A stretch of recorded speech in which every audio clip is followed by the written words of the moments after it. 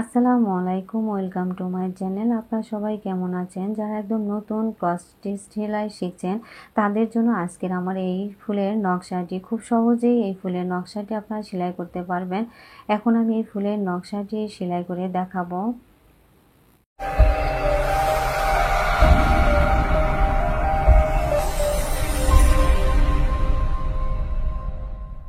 শুরুতেই আমি সবুজ কালারের উলের সুতা নিয়েছি। এই সবুজ কালারের উলের সুতা দিয়ে এখন আমি এই বিন্দু থেকে ঠিক লম্বালম্বিভাবে 3টি ঘর তুলব। পরপর 3টি ঘর হবে, 2টি, এখানে 3টি। এই 3টি ঘরের ঠিক উপরে ক্রস ভাবে এখানে পরপর 5টি ঘর হবে। এখানে একটি ক্রস, ঠিক এর কর্নারে এভাবে একটি ঘরের কর্নারে এভাবে 5টি ঘর উঠবে। 1টি, 2টি, 3টি, এভাবে মোট 5টি ক্রস উঠবে। কর্নার ভাবে 5টি ঘর তোলার পর এই ঘরের পাশে 1, 2, 3, 3টি ঘর বাদ রেখে এখানে একটি ঘর তুলব। একটি ঘরের ঠিক উপরে এখানে আবার আরেকটি ঘর হবে। এভাবে 2টি ঘর হবে। এই 5 নাম্বার ঘরের ঠিক উপরে লাইনে আবার এখানে পরপর 3টি ঘর তুলব। পরপর 3টি ঘর হবে। এই 3টি ঘরের ঠিক উপরে লাইনে ডান দিকে কর্নারে একটি ঘর হবে। একটি ঘরের কর্নারে আরেকটি ঘর হবে। এভাবে 5টি কর্নারে 5টি ঘর হবে। এখানে কর্নার ভাবে 5টি ঘর তোলার পর এই ঘরটির পাশে ডান দিকে 3টি ঘর বাদ রেখে এখানে আবার একটি ঘর তুলব। একটি ঘরের ঠিক কর্নারে এখানে আবার আরেকটি ঘর হবে। পরপর এখানে 2টি ঘর উঠবে। এখানে 2টি ঘর তোলার পর ঠিক এই 5টি ঘরের কর্নারের উপরে এখানে আবার পরপর 3টি ঘর তুলব। পরপর এখানে 3টি ঘর হবে। আপনাদের সুবিধার জন্য আমি এই সবুজ অংশটা শুরু থেকে আরও একবার বলে দিচ্ছি। শুরুতে আমি এই বিন্দুতে এখানে পরপর লম্বালম্বিভাবে 3টি ঘর তুলেছি। 3টি ঘরের কর্নারে এখানে আবার পরপর 1, 2, 3, 4, 5, 5টি ঘর তুলেছি। ঠিক এই ঘরের পাশে বাম দিকে 1, 2, 3, 3টি ঘর বাদ রেখে এখানে একটি ঘর, এর কর্নারে এখানে একটি ঘর তুলেছি। এখানে 5টি ঘর কর্নার ভাবে তোলার পর বাম দিকে এখানে লম্বালম্বিভাবে 3টি ঘর তুলেছি। এরপর ডান দিকে আবার কর্নার ভাবে পরপর 5টি ঘর তুলেছি। ঠিক এখানকার মতো এখানেও একইভাবে ডান দিকে 3টি ঘর বাদ দিয়ে এখানে একটি ঘর, এর কর্নারে এখানে একটি ঘর তুলেছি।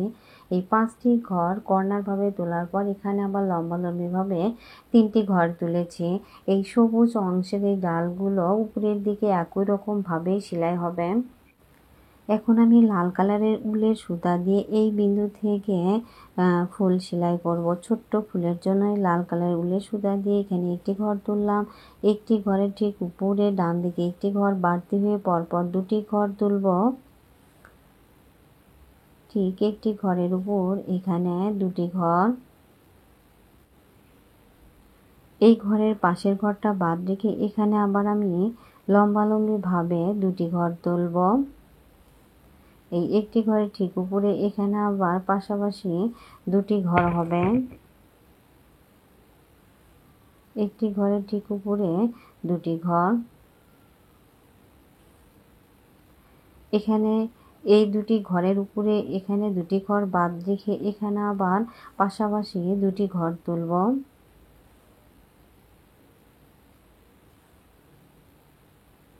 এই 2টি ঘরের ঠিক উপরে আবার একটি ঘর হবে।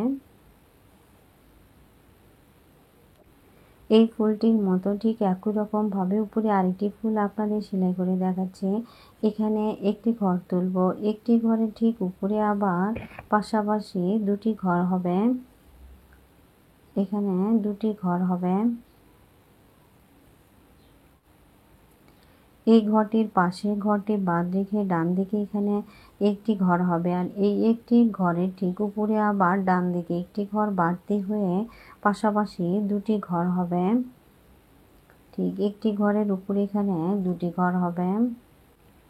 এই দুটি ঘরের ঠিক উপরে লাইনে দুটি ঘর বাদ রেখে এখানে আবার পরপর দুটি ঘর তুলব। দুটি ঘরের ঠিক উপরে ডান দিকে একটি ঘর বাদ দিয়ে ঠিক এর উপরে আবার একটি ঘর হবে। এই দুটি ঘরের ঠিক উপরে একটি ঘর উঠবে।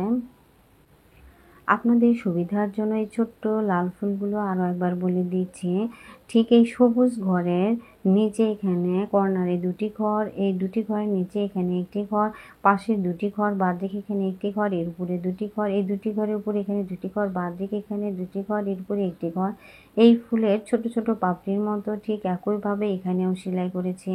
এখানে একটি ঘর, একটি ঘরের উপর দুটি ঘর, পাশে দুটি ঘর, বাদ দিকে এখানে একটি ঘর, এরপর দুটি ঘর, এখানে দুটি ঘর, বাদ দিকে এখানে দুটি ঘর, এখানে একটি ঘর। এই ছোট ফুলগুলোর মতো উপরের দিকে একই রকম ভাবেই সেলাই হবে। এই দুটি ফুলের মতো আরও কয়েকটি ফুল আমি একই রকম ভাবে সেলাই করেছি। এই পুরো ডিজাইনটি আপনারা বর্ডার ডিজাইন হিসাবেও সেলাই করতে পারেন, আবার পুরো পাপড় জেরে পাপোশ ডিজাইনও করতে পারেন। এখানে আমি দুটি কালারের উলের সুতা ব্যবহার করেছি। এই ডিজাইনটি আপনারা খুব সহজেই সেলাই করতে পারবেন। তারপরও যদি কোথাও বুঝতে অসুবিধা হয় আমাকে জানাবেন, আমি সেখানে বুঝিয়ে বলে দেব। আর আমার ভিডিও যদি আপনাদের ভালো লেগে থাকে তাহলে ভিডিওতে একটা লাইক দেবেন, কমেন্ট করে জানাবেন কেমন হয়েছে। আর যারা এখনও আপনারা আমার চ্যানেলটি সাবস্ক্রাইব করেননি তারা অবশ্যই চ্যানেলটি সাবস্ক্রাইব করবেন।